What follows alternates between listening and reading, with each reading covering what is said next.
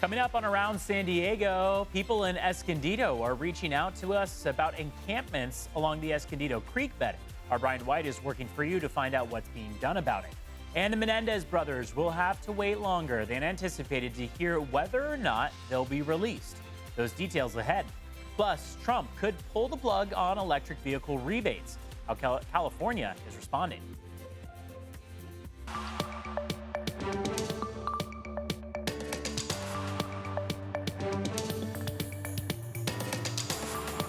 Hi, everyone. Thanks for joining us on Around San Diego as we take you around San Diego. I'm CBS 8's Evan Noorani. I'll get you caught up on a week's worth of news and look ahead in less than 30 minutes. We start with people in Escondido who are reaching out to us about encampments along the Escondido Creek bed in an area known as the Jungle. CBS 8's Brian White went out there to take a look. He's working for you to find out what's being done about it.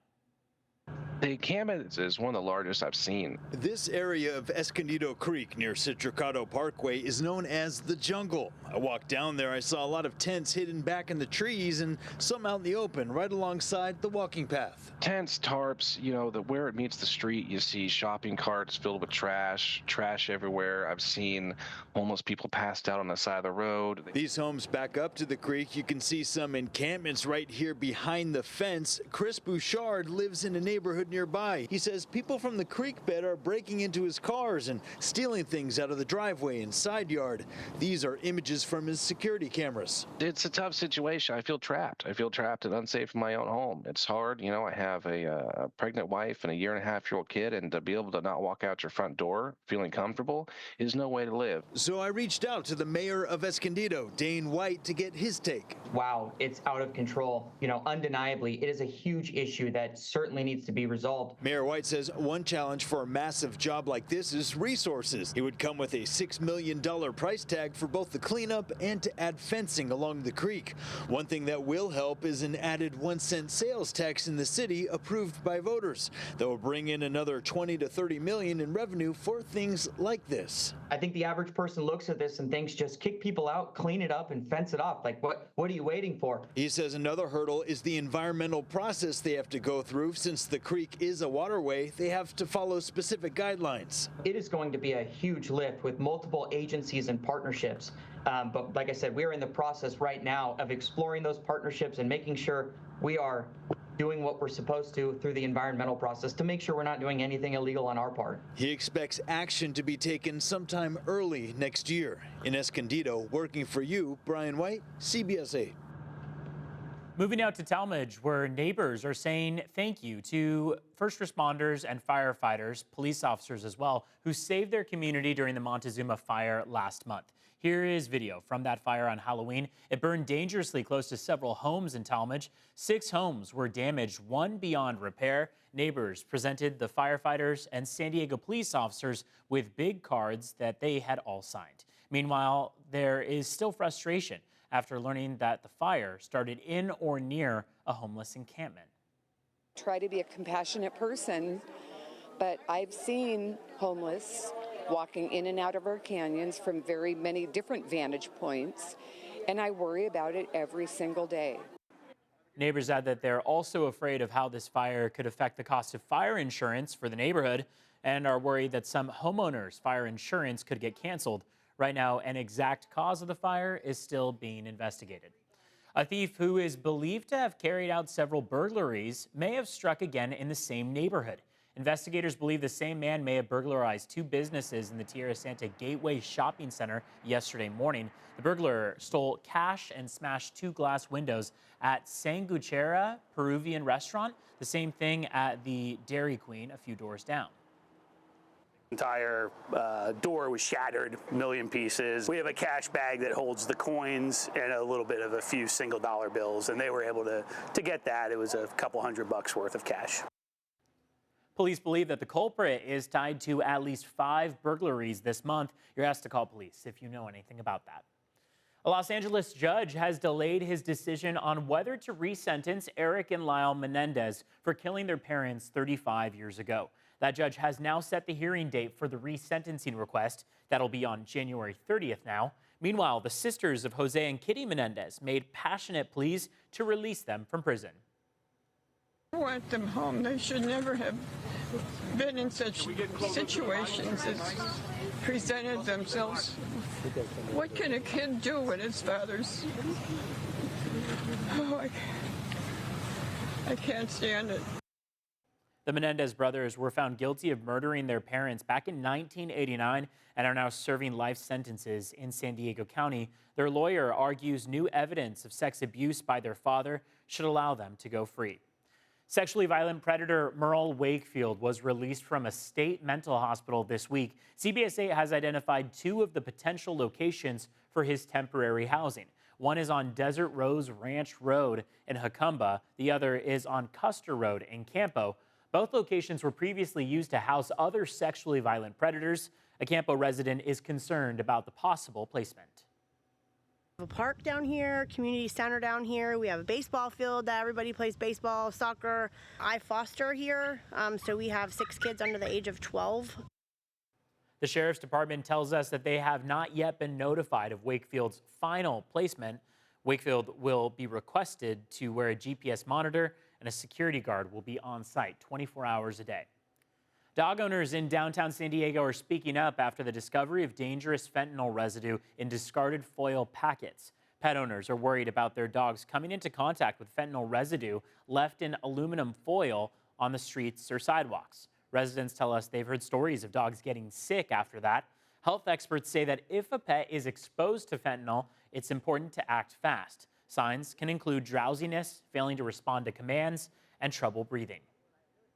Here 3 times a day, and there's always going to be little issues here and there, but one of the things that we've been seeing a lot lately is the transient population leaving a lot of the residue from drugs or substances that they use behind. Residents tell us that they're taking precautions like not letting dogs off their leash. California Governor Gavin Newsom says that he may revive the state's electric vehicle tax credit. It's in response to President-elect Donald Trump's campaign promise to pull the plug on the federal tax credit for EVs. CBS 8's Richard Allen breaks down how the brewing fight over EVs will impact California drivers. I will cancel Kamala's insane electric vehicle mandate immediately. On the campaign trail, Donald Trump made it clear that he plans to end the federal tax credit program for electric vehicles. I don't think it's the best decision. San Diegan Mint Boonhay says she would someday like to buy an electric vehicle and is encouraged to hear that Governor Newsom plans to reintroduce California's EV rebate if Trump ultimately repeals the nationwide program. She thinks it would motivate other Californians to opt for electric. I would hope so. I mean, cars are expensive, but any amount off is any amount off. So I think it would help. And while he also has a gas-powered vehicle, San Diegan Baki Abdul has already taken advantage of the EV rebate and believes that it's offered either on the federal or state level, that others will too. You save on gas, the very first thing, and then no less maintenance and all that. Those tax credits provide a $7,500 rebate for those buying a new EV and $4,000 for a used one. Newsom's administration has also indicated that if the state EV program returns, that Tesla could be excluded based on its already sizable market share here in the Golden State, since this program is intended to spur competition. In response, Elon Musk posted on X that even though Tesla is the only company who manufactures their EVs in California, this is insane. Already, 1 in 4 cars sold in California are all electric. Nationwide, it's closer to 9%, but the market share is growing. Those sales increases are going to face headwinds from the Trump administration. UC Berkeley climate professor Ethan Elkine says that Trump's plan to repeal the EV tax credit would not only harm the environment, but also hurt the auto industry. So for that to go away, it's going to make it much harder for those legacy companies to continue to sell vehicles. Richard Allen, CBS 8. La Jolla could be on track to break away from San Diego and become its own city. Some La Jolla residents are rallying to get a few hundred signatures on a new petition. The Association for the City of La Jolla needs just over 6,800 valid signatures on a petition to have the county's Local Agency Formation Commission, or LAFCO, conduct a feasibility study. LAFCO would hire an independent consultant for that, which the association would have to pay for. And that price tag, $15,000. But supporters say it's worth it. We need to have the facts, and then we all want to have that analysis done so we can make an informed decision. And how, again, it has to be a win-win for San Diego and for La Jolla. If the study shows that would be the case, LAFCO would vote on it and potentially send it to the ballot for voters to then decide. The South Bay has been suffering through a toxic sewage crisis for decades, and now an air advisory warning is still in effect. The San Diego County Air Pollution Control District issued a warning saying that levels of sewer gases in the air are above state thresholds.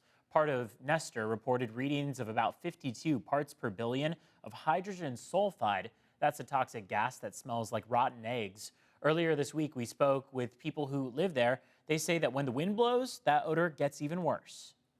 Pretty bad between 6 and 7 p.m. I mean, I go out the door. Who wants to smell that when you go out of your house? The odors are produced by the ongoing untreated transborder wastewater sewage that flows in the Tijuana River Valley.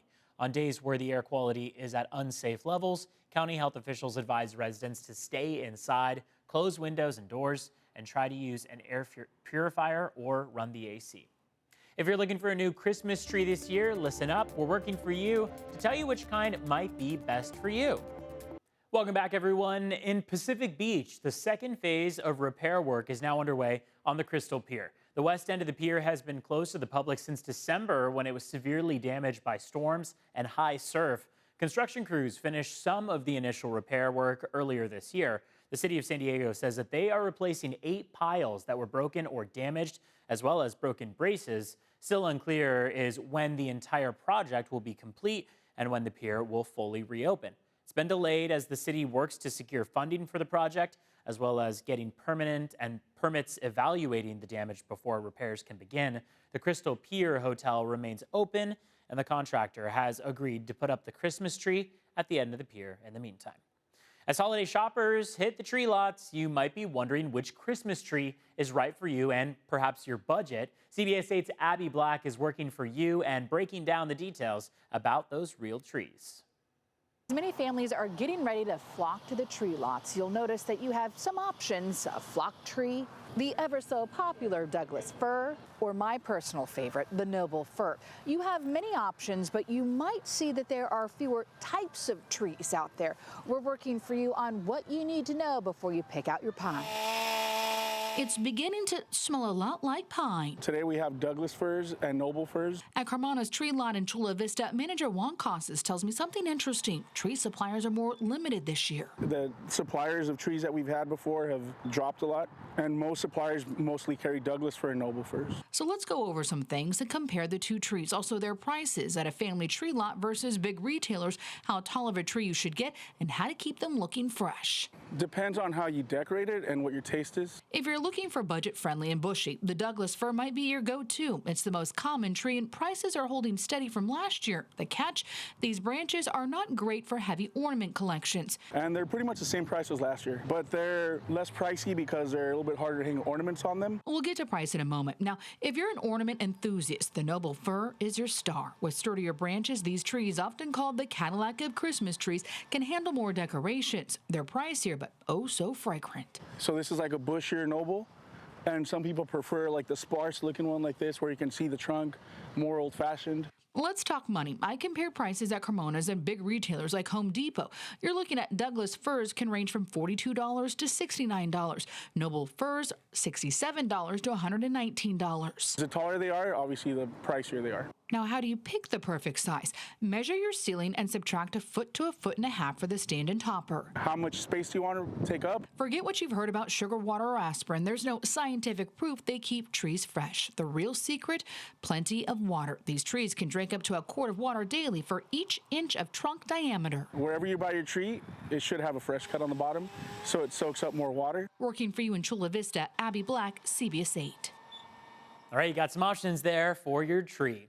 A San Diego organ donor will be honored on New Year's Day in a Rose Parade float in Pasadena. This week, the man who received his heart and kidney helped loved ones add the final touches to the portrait that will be displayed on the float. It's a very strong heart. Very strong. The feeling that it gives you that your loved one made such a difference in this world that they saved multiple lives, right, with the tragic loss of their life. Peyton Nurse died after a car accident back in 2022. His heart, lungs, and kidneys were donated to 3 people, including Harley, who will ride on the One Legacy Donate Life float next to Peyton's portrait. It means so much to get to continue living on and spreading awareness for organ donation. He would love the theme. You know, he was so into origami and fun, and so he would love this. On New Year's Day, Peyton's family will be in the grandstand to see his legacy live on. Still ahead after the break, Thanksgiving is the time to give to those in need. And today, Walmart surprised some of its customers. We'll share that story next. Welcome back, everyone. Thanksgiving dinner might be a little easier on the wallet this year, but it's still not going to be cheap. So Walmart is spreading some holiday cheer. CBS 8's Abby Black shares a heartwarming surprise for a few lucky shoppers. Many families are on a tighter budget this year for Thanksgiving meals, but Walmart wants to make it a little bit easier on a few families who are serving turkey this year. Grocery shopping for the holidays can be stressful, especially when every dollar counts. We always make it work, you know. It make ends meet. At the Walmart in Serra Mesa, shoppers like James Matsuhara and his son Ricardo are finding more than just ingredients. They're discovering unexpected kindness. I have a gift card here to put towards your purchase of your Thanksgiving meal. Thank you so much. Yeah. Matsuhara's grocery bill was $93.53. Zero. Your amount is zero. You have nothing to pay for your holiday. Walmart was only planning to surprise one shopper, but when they saw Mark Kilman's cart filled with all the fixings and a turkey, they wanted to give back again.